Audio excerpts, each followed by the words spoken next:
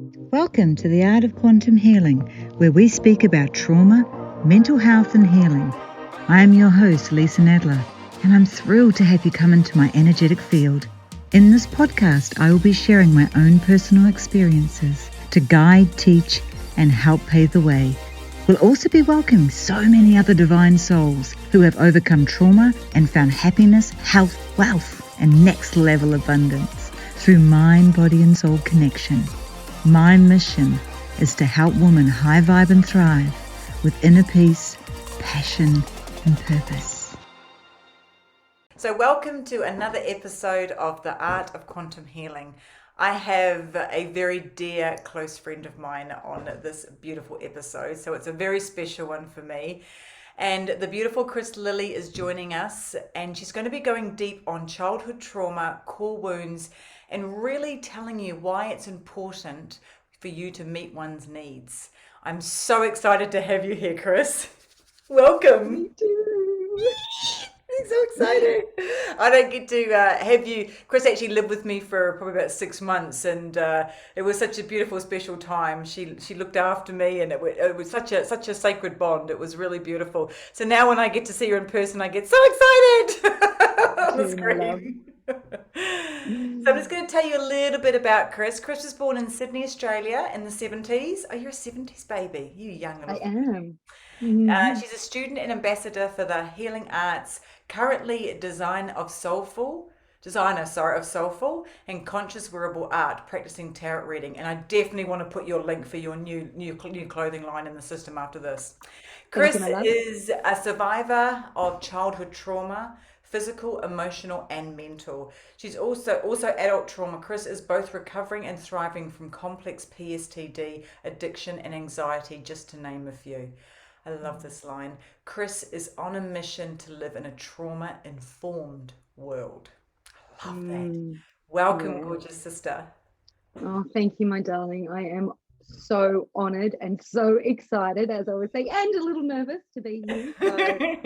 So, I was waiting for you to ask me. Like, I wasn't going to push it, but it was like, when am I going to come on and do this? When's it made? I want to come on. Yeah. You've just got so much to share that I know this is not just going to be one episode. And when we were talking the other day, we were like, okay, so what are we going to focus on in this one? And it's not that you've had this massive traumatic life. It's that when you have had things happen, the way you articulate and the way you share and the way that you can actually allow people to understand how they can heal and show your side to how it's been with you and how you've moved through things is just so pivotal. Because even when I'm speaking to you, when we're on the phone or when you're living with me, I'd be like, wow, you just really articulate things to a level that people can understand. And I just love it. You made me see things from a different perspective, which is, and your thing of we're the school of learning. What was it? School of learning, or every day's a school day. I love that. I absolutely love that. It's so true. So I'd love you to just share a little bit about your story, just so that the people that are listening can get an understanding for who you are and how far you've come, because you've come a long way, beautiful. Oh, look, yes, I would love to. So I think I'll start in the womb. Nice. I want to talk about childhood trauma and, going right back to the beginning where it all starts, where we're being imprinted in that moment and those moments of being inside our mums. And, my mum, she was 17. She had me on her 17th birthday. That's young. And she had also lived a traumatic life. And, and when I say that, I'm talking specifically, there was alcoholism. There was, I do believe she was profoundly bullied as a child. And, that's just a starting point. And those things, of course, are, something that unless you're supported through, unless that the people are there that are emotionally involved to help you through, she was tainted by that. So there's something within me that knows that from the moment I was conceived, I wasn't wanted, that she was in fear, that she was in pain, and she had no idea what to do. And I think of that because I feel like I've been grieving my whole life to a point. There has just been this underlining grief. And so So you when know, you're in the womb, you feel that energy. Like it's not that you're just sitting there having a party. You're actually feeling everything around you that's happening. it's it's cellular, you Yeah. know, it's her cells and my cells are all going into one another and molding and all the things. So whatever she's experiencing physically, mentally, emotionally, I Mm. know that I was experiencing that, and that was imprinting on me. A lot of And people then don't of know course, that, Kris. So thank you for sharing that. They don't. yeah, Yeah. and like, you know, and then of course you're born and you come out into the world, and then that's the energy that I was born into. And my parents were together for a really short amount of time, I think less than a year. And from what I understand, there was a lot of violence, Mm. um, a lot of just, yeah, a lot of violence, and a lot of dysfunction and a lot of turmoil. And you know, I was speaking with my psychologist once, and he was saying to me that you are familiar with the feeling of um, feeling annihilated. And you know, we were talking about anxiety, we were talking about this place where my head goes into. And he said, well, the feeling of annihilation. And we spoke of a specific event that happened when I was apparently 6 months old, where there was a weapon involved and all sorts of things went down in the house. And he's like, that feeling of annihilation was imprinted into you at that point. And Yeah. and he said, no doubt repeated over and over and over again. And that's how it feels sometimes, like being the abandonment or wound that I have. It feels like I'm dying, you know, Yeah. it feels like, so you But know, does that feel familiar? Is that actually oh, kind of familiar? So it's a familiar familiar. feeling. Yeah, most definitely. I didn't not know it for a really long time. It's all I knew for probably up until my 40s. Like I'd lived in this state of anxiety and survival and fear and abandonment and all of those things. Like they were my core wounds, and I didn't know anything else other than them. And then of course I hit rock bottom. Yeah. And I hit, That's the and time. you know, it is in diversity, that is when we change. And you know, I was not able to sustain the lifestyle that I was living anymore. And you know, that was a combination of codependency, addiction, self-loathing, all of, you know, I remember thinking to myself, mentally, physically and emotionally I feel disconnected. So I was fragmented. There was Mm. pieces of me left behind. And we'll talk about that when we Yeah. talk about that quantum healing that you and I did together, where there was a retrieval, where a Yeah. part of me came back, you Soul know. retrieval. Mm. Yeah. So I was literally fragmented and broken into all these pieces. And I've been on this 5-year kind of journey, picking them up and looking at them and putting them back in, or saying, no, that doesn't belong to me. And, you know, that's kind of the process that I've been on. Yeah. And how when did you start that 5 years process? When did you actually hit that space where you felt like you were rock bottom? 42, I 40, was 42 years old. Yeah. so about Yeah. 5 years ago. Yeah. Yep. Yeah. Yep. Isn't it funny? I was about the same age. Isn't that Mm. funny? It's almost like, yeah, there's this switch that goes off, isn't it? And you're just like, okay, I really physically cannot live this life anymore. Something has to change.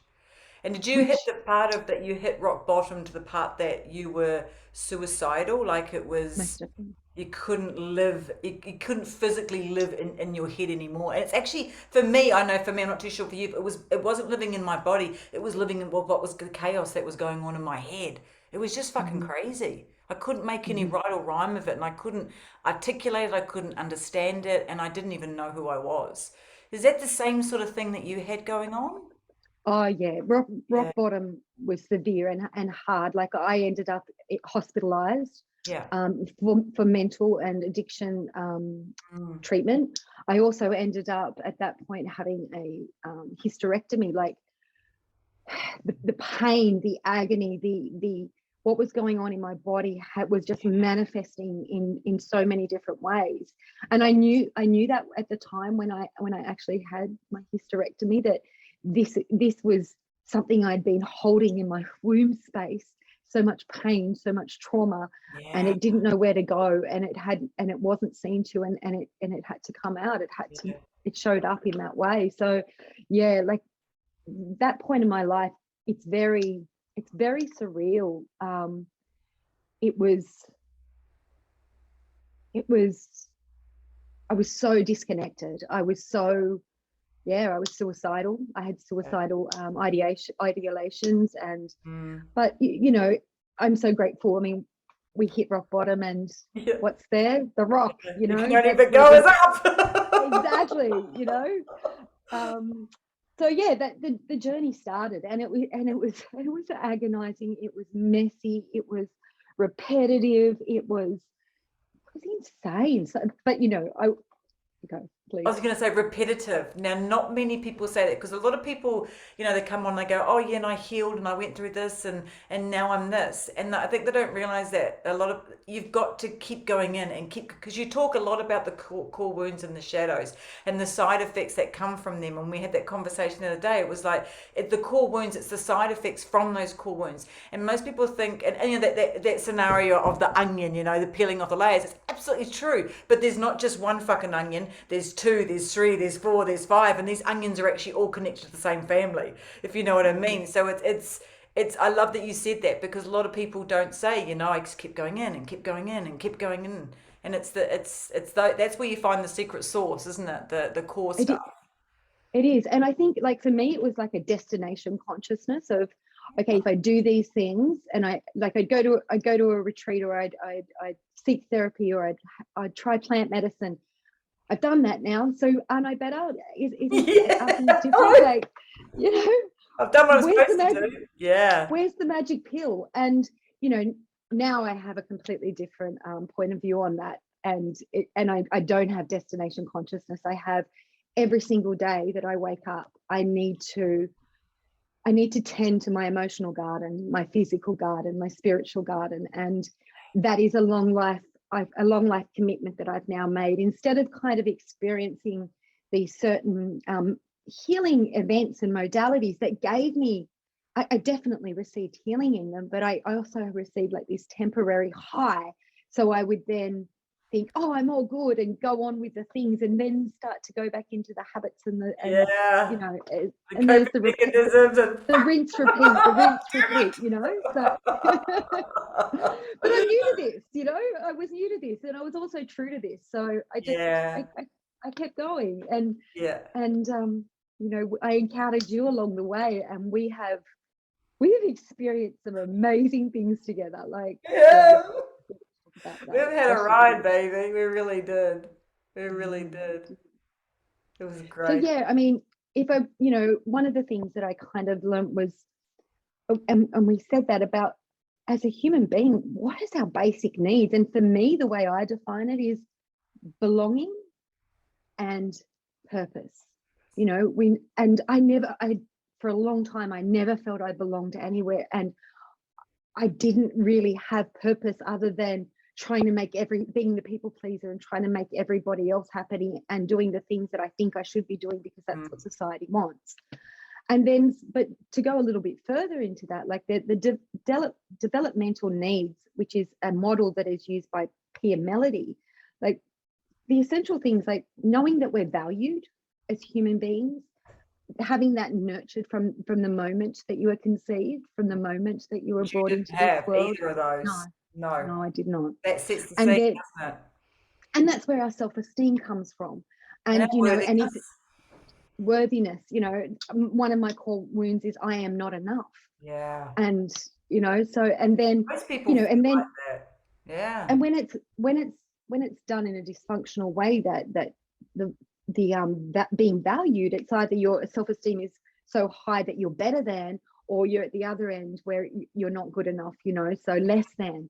And then moving into like vulnerable, like as children, as humans, it's our nature that we're vulnerable, and vulnerability is about our boundaries, and we're either too vulnerable and we're taken advantage of in our vulnerability, and so, and then we're not enough, and then we don't get anything met. Oh, I know. And you live in in a house where boundaries are blurred and contradicted, and there's just what's modeled to you everywhere. Yeah exactly. And then the fact that we're imperfect, like as human beings, we're perfectly imperfect. We children are there to make the mistakes, to fall over, to do all of those things. But when you're being shamed as a child for just Yeah. simple things, simple mistakes, which I was constantly shamed. My Mm. mother was, it was almost like it was a sport for her to shame me, because it made her feel better in Better. some ridiculous way herself. Well, she's And of been course used with her mum, you know, it's the cycle that's repeating and oh, repeating. So look, and where my compassion comes around all of that is realizing that this is generational trauma. This is generational. And then we can talk about epigenetics, where we're not just receiving their hair color, their eyes, their facial features. yeah.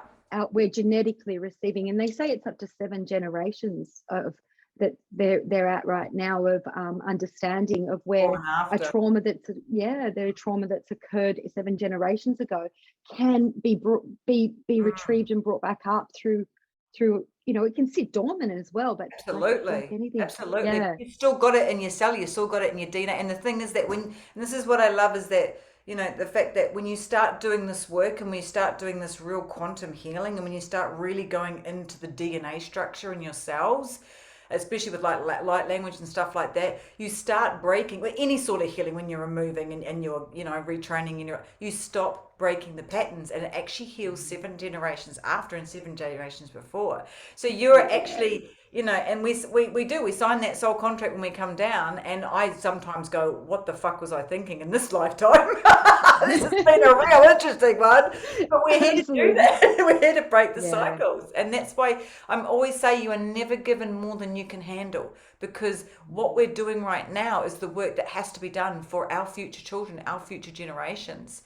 So you got to give yourself a massive commending for what you've gone through. I mean, far out, huge. And well, it's beautiful that you segued into that, because my sister right now, who's just in her 30s, is and her trauma is profound. Like and look, it is the violence, the drugs, the things, the sexual abuse that went on for my sister, and she's just starting her journey. And she was talking to me the other day. It was so beautiful. We exchanged letters. I asked her to write a letter to her inner child, and for me to witness it and to just hold the space for her.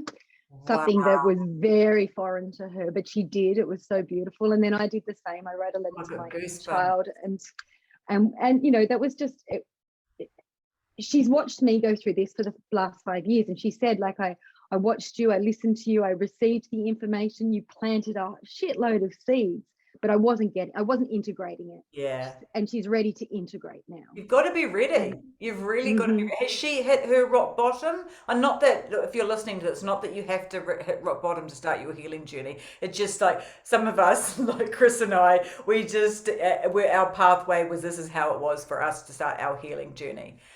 So has she just suddenly gone, know what, I deserve better? Health-wise. Health-wise. So her health, her physically, she's breaking down in so many So much is going on for her body. Trapped trauma. Yeah. And it is, and she's quite the opposite. Like I'm the one that's kind of like this open wound, and she's a closed wound, so she holds everything in. And older or younger? Younger. So she's 30. So she's like, yes. And you were the protector, weren't you, you protected your sister? I was kind of like their mother in a way. Like, I was 17 years old when 17 years old. So my relationship for a long time was more, like she was a baby. I was nursing her. And your mum was 17 when she had you. So it's almost like you had the baby, but you didn't actually carry it. That's interesting. Well, I was 18 when I gave birth to my daughter. So, yeah, the generational, the cycle, yes, definitely there, definitely. So how did you come to realize that this is the time that I have to, because I mean, you talk about how profound your childhood trauma was in your healing journey, and I mean, we've all got, I mean, one thing you haven't mentioned is you were in the police force, so you've seen it all, and the PSTD and that side of it. But in this episode, we're going to talk about the childhood trauma. So how did you know that healing those aspects and your core wounds, when did you come to realize it was a thing that you had to do? Like, it was like, far out, I've got to go deeper into my childhood? Or has it always been something gradually that you've been working on? Definitely been something gradually that I've been working on, Yeah. but also sidestepping at the same time. It was only this year that I really went into the trauma, and that happened because beginning of this year, all my addictions, all of my ways to Coping mechanisms. suppress and cope, I eliminated. So, I was sober, I was unmedicated, and I was I was sober and unmedicated for the first time in my adult life. I've hit all of them hard and all at once, and then I've kind of just, there's always been one thing there that I've relied on to cope, to suppress. And that, yeah, absolutely. and at the beginning of this year, when that all went When away, you left me. yes, What the hell? exactly. You should have done it when you were with me. I could have supported you.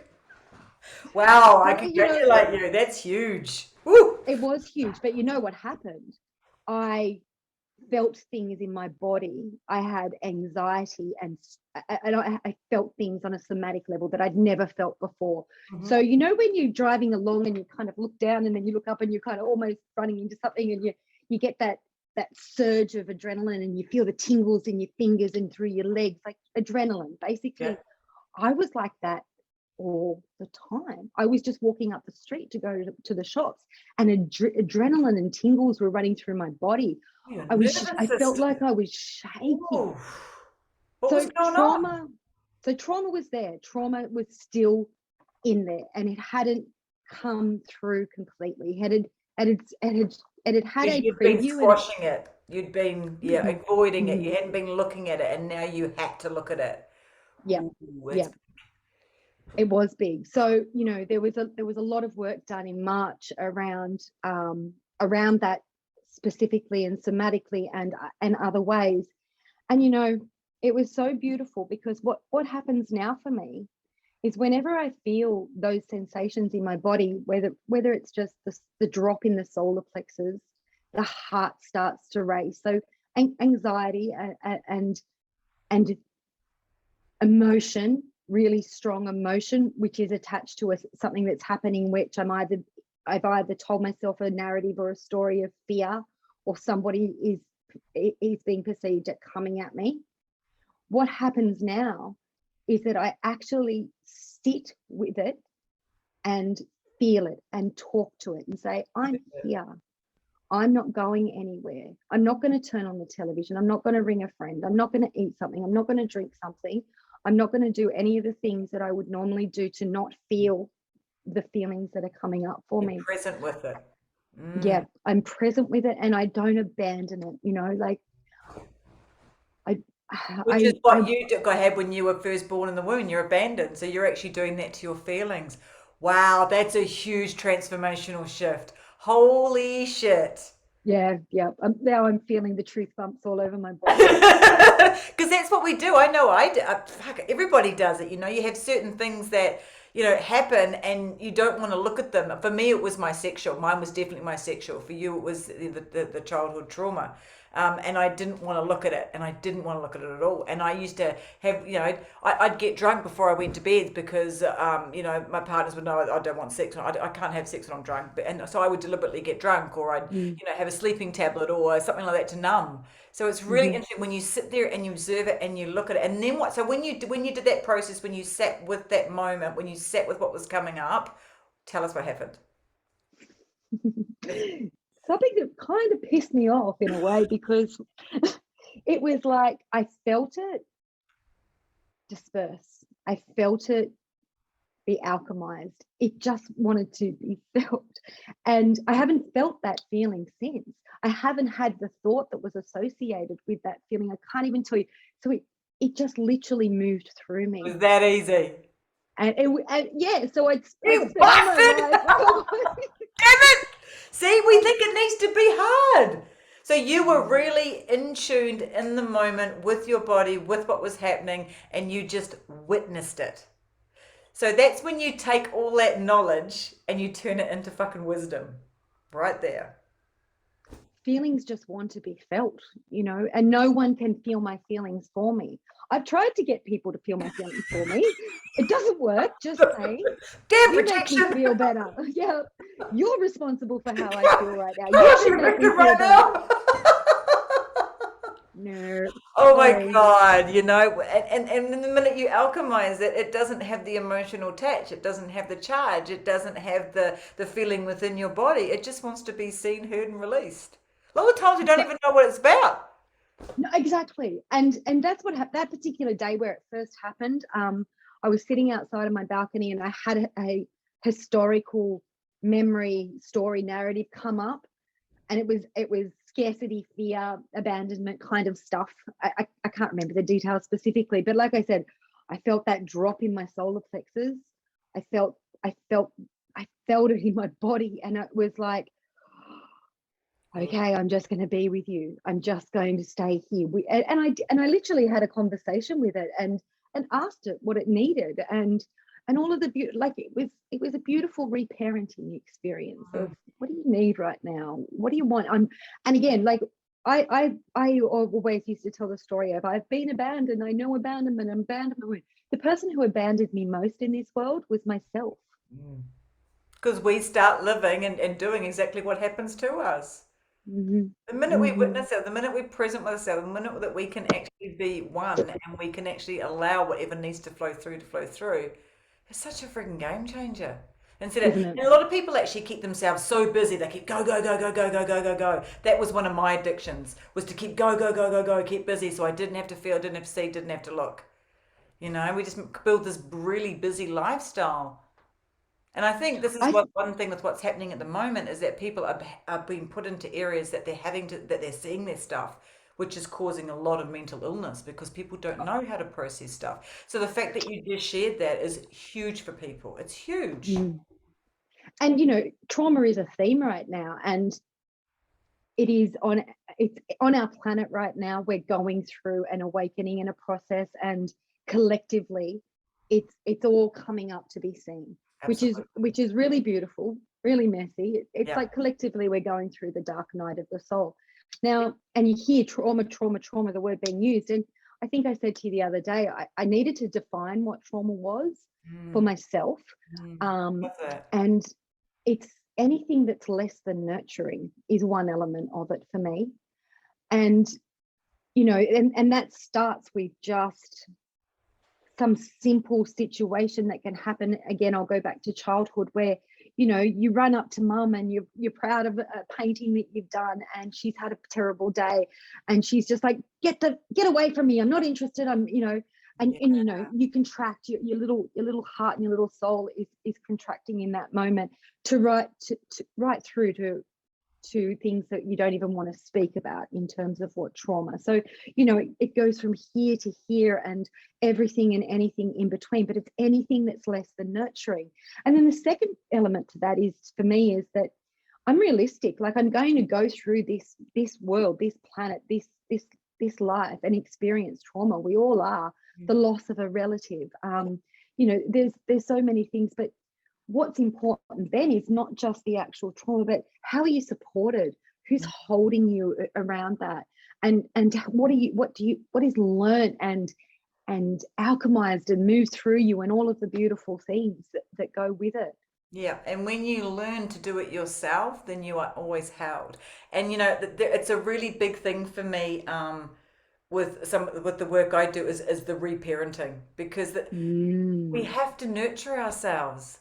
And we have to love ourselves, and we have to accept ourselves, and we have to be able to, when you're talking about all of the different traumas, we've got so much blame, shame, and guilt for sometimes the silliest things of not doing well at school and bringing home a shit report card. I know what you call, in New Zealand we call them report cards. Yep. And then it's like you're ashamed. Oh, you can do better than that, and you're like, oh, we hold that emotion in our body, and when you went through that process, that you actually allowed that to go and to be released, it could have been that emotional that was coming through you to be alchemized, could have been something that was around that report card, but you don't need to know that. You just need to allow the process. And it's such a beautiful, it's just being present with yourself, and not going, so crazy. And the most profound times I've had, as you know, Kris, is when I did that 2 weeks by myself in the back room where I stared at the ceiling and I did the plant medicine. And when Hmm. when I actually gifted myself that when I was in the nothing, it was like, I don't know what was coming Hmm. out when it was coming out, but it was. You don't have to attach anything to it.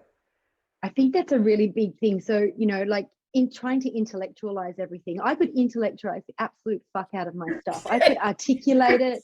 I've therapied it, talk therapied it, done all the things, and I was still head fucked to a Yeah. degree. Yep. And so it was like, okay, that's when I realized it's not up in here, it's in here. It's being held in my body. It's got nothing to do with my stories and my thoughts and my intellectualization and my all the stuff like that around it. And so you're absolutely right. Like, so for me now, like I had a situation not so long ago where I received a text message from somebody that I know, and it started with, "I'm so angry at you." And yeah, I know, right? Okay. But here we go. And like, so I only read those words and my heart started to I'm pound, getting like goosebumps. instantly, right? And what was and what I did was I stopped and I breathed. Straight away I'm just like, okay, breathe, Breath. breathe, girl, breathe. Get Go in your body. and then that's especially because like it was an hysterical response for something that was kind of like, "I'm so angry at you." Firstly, I knew I hadn't done anything wrong I was okay with what my part was in that situation, and I also knew that person was going through some things and they That were was a projecting. projection. Well, Yeah, anytime so anyone gets like that, it's never about you. It's actually always about them. no, Yeah. nothing But anybody it's does is still about hard me. to, yeah, Yeah. it's hard to. However, what it did was, he was a delivery person, so I look at it, he's delivered me a package to say, within you, that still exists. So if it's hysterical, it's historical. If I'm having this hysterical reaction to something that's in my field, I'm like, now it's like, thank you for showing me that this is still within me and that it needs to be attended to. Delivery person, I dismiss them, and so I'm not blaming them, I'm not shaming them, I'm not angry at them. I'm grateful that they're showing me Holding the something that space for them so exists. they can have their moment. Yep. And then you Yep. find the trigger. and Yeah. and then I go into like, okay, so what is this brought, those words? And look, I can't tell you how many times my mum was terrifying in terms of, "I'm so fucking angry at you," and it was terrifying, the way she would approach me for simple things, little things. I'm just a small child, and so, and I knew it was attached to that, but I didn't need to know the exact moment, the exact story, and the exact things. I just knew that was a trigger for me. Memory. Yeah. Yeah, and so I'm triggered, and again, I don't like to even, trigger is quite harsh. It's not that I don't like it to be seen as a trigger, but I like to see it more as a, I've become unregulated in that moment. Where's it coming from? Where does it live inside of me? It took me a couple of days to process it, I love because being triggered. yeah, so do I. I used to fucking hate it. I just want to hit I somebody. know, right? No, I love it. It's like, oh, what's Yeah, coming up that needs to be seen and healed? exactly. Yay, let's And go. that What and, is and it? that's all I'm explaining. Exactly Couple of that. days. Oh my God, that was, oh. Well, it was, Wow. when your heart, you can feel your heart almost racing out of your Yeah. chest over just reading a line and not even knowing what it was about at that point. And, You know. like I was able to, I needed to process it. What a Like gift. I was having a prolonged emotional flashback due to complex PTSD. Yeah. That's what was happening for me. Well, you're so grateful that you understood that, because the way you would have reacted before you actually understood this and you'd done the journey that you've gone on would have just been reacted and gone, well, or would you have Definitely. got And a really shame, and I upset? would have went Yeah. deep into a shame spiral, Yeah. and taken it on board, like, Yeah. because when you're a Confirmation. codependent, Mm. yeah, well, I'm a code I've had to move through my codependency. So if Mm. somebody external to me or something external to me is not approving of me, I feel like I'm dying. Mm. That's the annihilation. That's a really good point, because a lot of people don't understand codependency and what it does to them. So that's another podcast. It so is. Yeah, it's I huge. dabbled in codependency 5 years ago. Yeah. Stayed away from, because I don't even like them. I don't like what it just suggests. Like, because I don't see myself that way. But yeah, I've got a whole new beautiful understanding around it, Mm, and an appreciation for it. So yeah, love it. That's so Mm, cool. Oh my it goodness. is so cool. So what would be some of the with your childhood trauma, what would be some of the ways that you've helped to other ways that you'd help to heal? We spoke about like to heal the childhood trauma, the shadows, the core wounds, to get to the point. Like a lot of observing, a lot of understanding. You've what else have you done? Look, it's what I've done is kind of, from energy healing, so Reiki's and all the different modalities Mm, there, to um, the plant medicines we've spoken about. Like I definitely I went down love that journey. The yeah, the conventional therapies. yeah, Look, I feel like I've tried it all, and I yeah. can't say that one is any More more profound. particularly better than the other. I think it really is when you've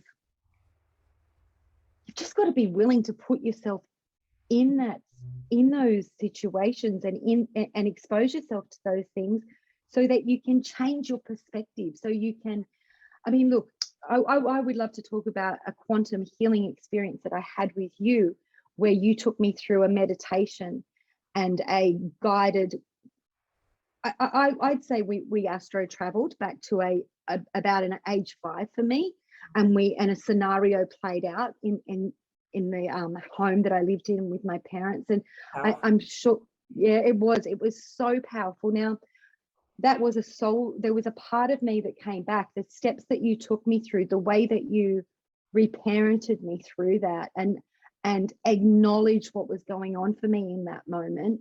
And Mm, even my adult self was there witnessing it, mm, and was able to take my inner child and give her what she needed as opposed to what she received. mm. We changed Healed it. the two, everything in that sort of just come back to me, and it moved through. I was suicidal at that age. I remember in that apartment where I lived, we lived on the 3rd floor, and I used to look down and pray, and I look out the window and prayed for God to take me away. And if I just jumped out of the window, like 5 years old, and I'm 5 years old. suicidal. No 5-year-old should have to go through that.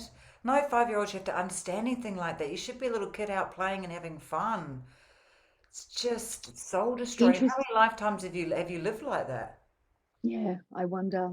Mm, And when we say lifetimes, like, how many of our ancestors have lived like that, and it's just been coming through, yeah, you know, and yeah. repeated and unhealed, and unattended to. But Now you've cut the cycle. That's yeah, what I just, unfortunately I couldn't have kids, but for people that have gone through this, that have had children or gonna have children, to do this work, it's such a gift. It's a gift to everybody before and past and present in your generational tree. It's huge. It's so it huge. is. I don't think we And realize you what asked me, we I have. think the modalities that everybody's different, whatever path they choose. Like, plant medicine isn't for everybody.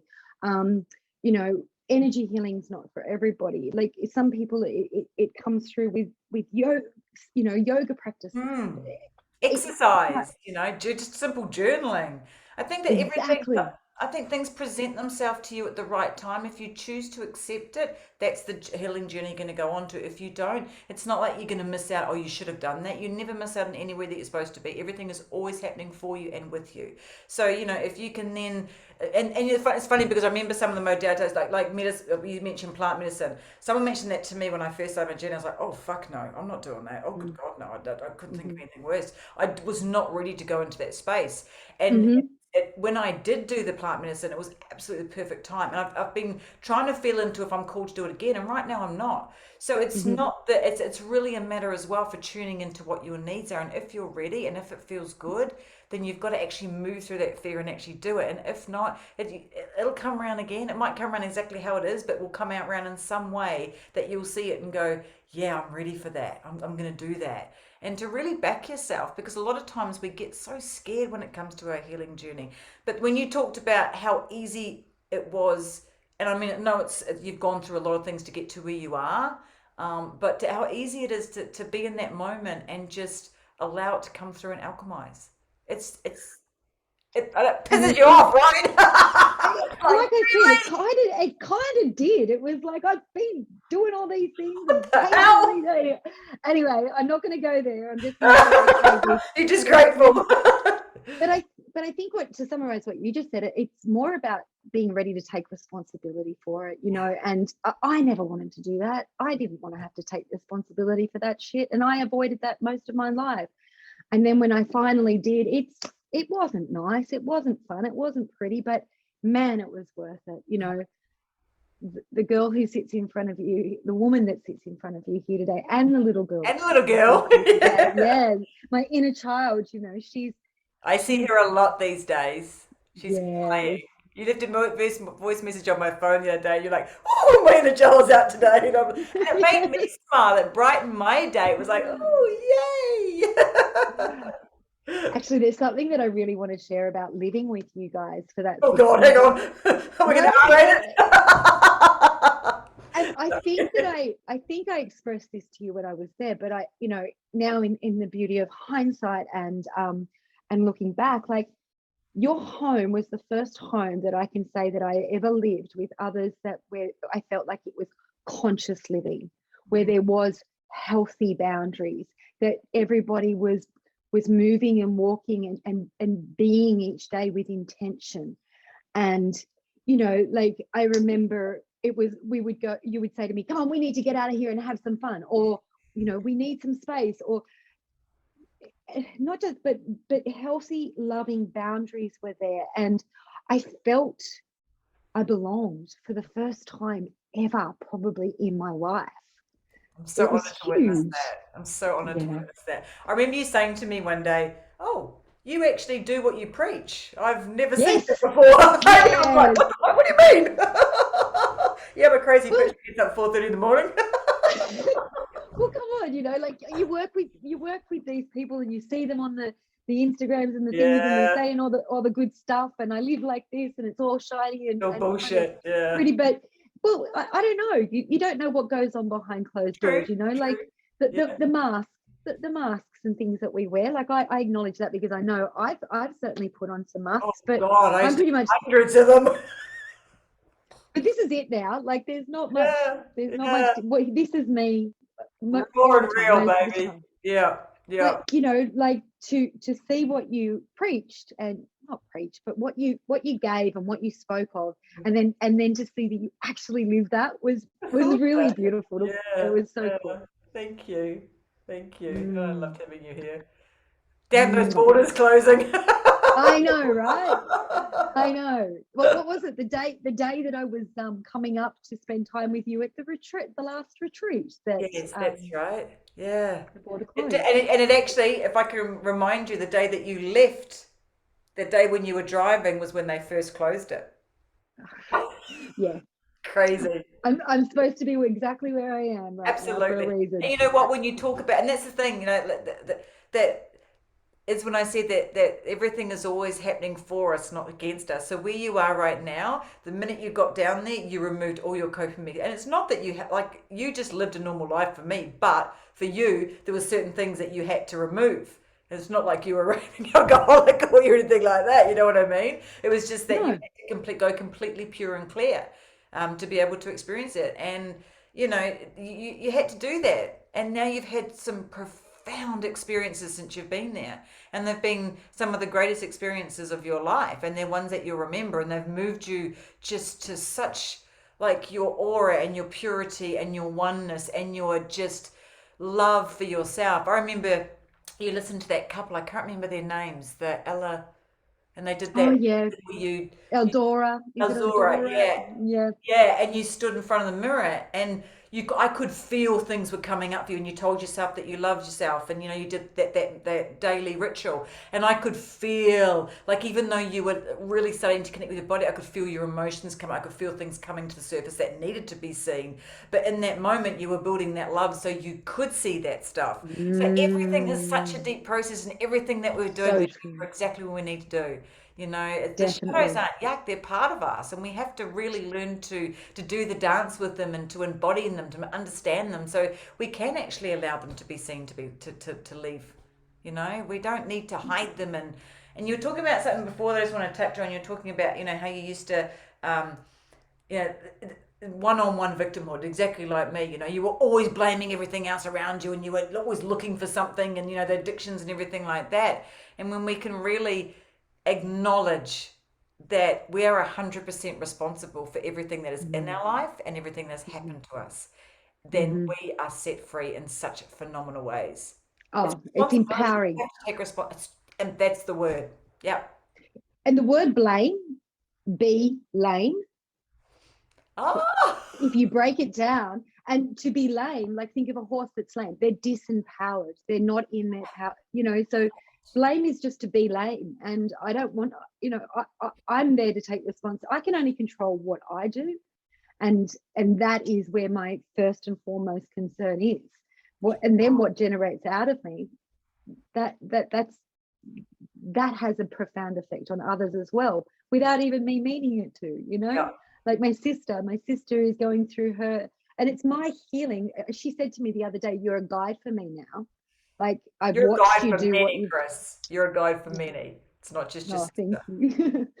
And yeah, but the relationship that we have is so unique because nobody else witnessed that childhood, that experience. And we're, and our relationship has always, it's not been always easy either, but like this bond that we share is just so amazing. I'm really privileged to You have a bond of a just hold memory. the space. Yeah.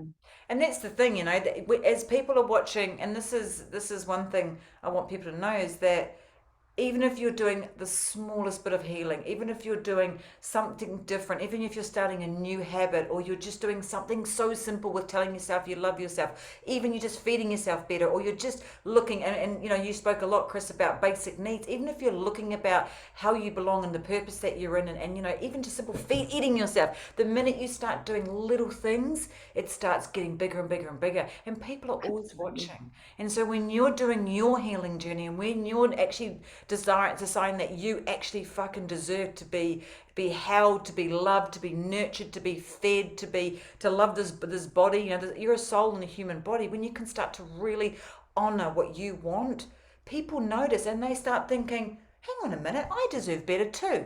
And it starts that beautiful roll-on effect, and you don't have to do much. If we can just keep this beautiful roll-on effect, the world is just going to be such a place of love. It really is. Yeah. And and that's where I, like at the beginning, and you said, like, I want to live in a trauma informed world, because if we're trauma informed and have that wisdom around it, it's like, it's not taboo, it's not to be ignored, it's a consciousness, it's a reality of our existence. It's not good, it's not bad, it's just another energy that's there. But to move through it, to understand it, to I want to talk about it. I want to talk to people about it. I love to talk about trauma. I know Yeah. those two words, love and trauma, didn't go in the sentence, but I do. Yeah, absolutely. And we're still going through it. Like, I'm still healing my trauma, and it's Absolutely. I welcome it. I welcome that healing, because the Yeah. more light I can have in my body, the more room I make for love and joy and happiness. Yeah. Okay, sister. Absolutely. So Turn if that you, love light on. I love your love light. I know it used to be in the background when you decorated mine. Kris actually came into the house. When she came in, she cleared out my wardrobe. She redid it. It still looks perfect, by the way. She did my background, not this one, but my other one I had, because I've moved rooms. And it was just, everything was looking just so beautiful. Like, you have just such an artistic glow, and you've got a new clothing range. Yes. So I've been collating this idea in this list for over 2 years, probably 3 years now, of Yeah. things that I would like to see on apparel, on shirts, on It's so singlets, yoga cool because you've wear. got all these good little sayings. I love it. I know, right? And like, hang on, here's my signature one, which is just simple. I'm just going to have to put my glasses on, because I'm move, breathe, love. Oh, fuck, I love that. Yes, please. I want one. Send me the link. I'm going to pop the link below, so if anybody wants to grab them. I love that. Oh my goodness. It's like my So eat, simple. pray, love. Yes. My eat, pray, love, but it's move, breathe, love. And every day, I do my breath work daily. even if it's just 2 minutes. And sometimes, like I did an hour and a half of breath work last night, some hardcore stuff. But the move part is not just physically moving, but moving the limiting beliefs, moving the thoughts, moving the things that are held in our body. And breath is one of the most beautiful ways to do that. And then just loving yourself, like you said, journaling, sitting down and doing my cards, like that sacred time. So that's my prescription from source for my I love that journey. prescription from source. God, you come up with good little quickie names. I love it.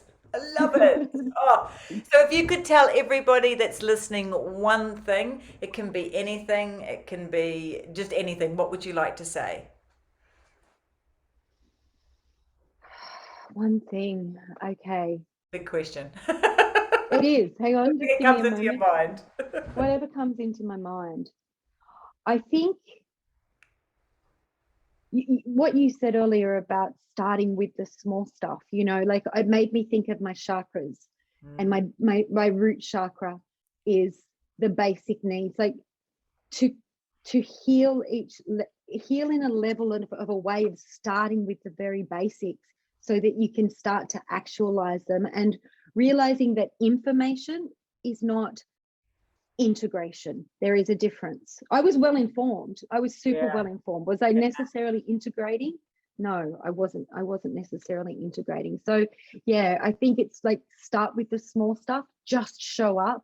There's 1,000 modalities out there. It's a matter of finding the ones that are right for you. And again, every single person's journey is completely different. And we're all different. I love that. I absolutely fucking love that. It's, goosebumps. Yeah. Well, thank you so much for coming on, sister. Do the wiggle. Put the cup on for it. I have to wear white because when Kris dressed me, she always dressed me in the goddess white color. So of course I had to wear white. I actually did it without realizing, just quietly. I must have been linked telepathically. Wear white. And you look so beautiful. So do you, gorgeous. Thank you.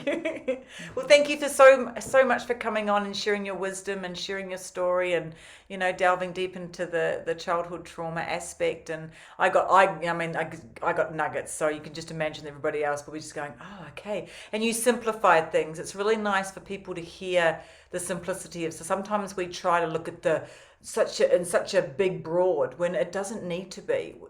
Break it down simply is so important. So thank you so much for coming on, and I know you're going to be coming back. This is not going to be a one-timer. Oh, no. So I look forward to delving into the next thing that we're going to delve into.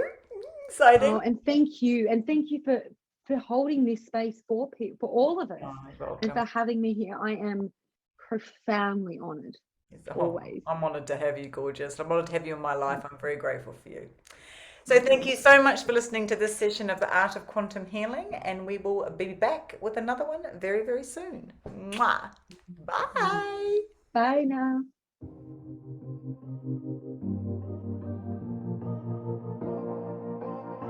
Thank you so much for listening to today's podcast.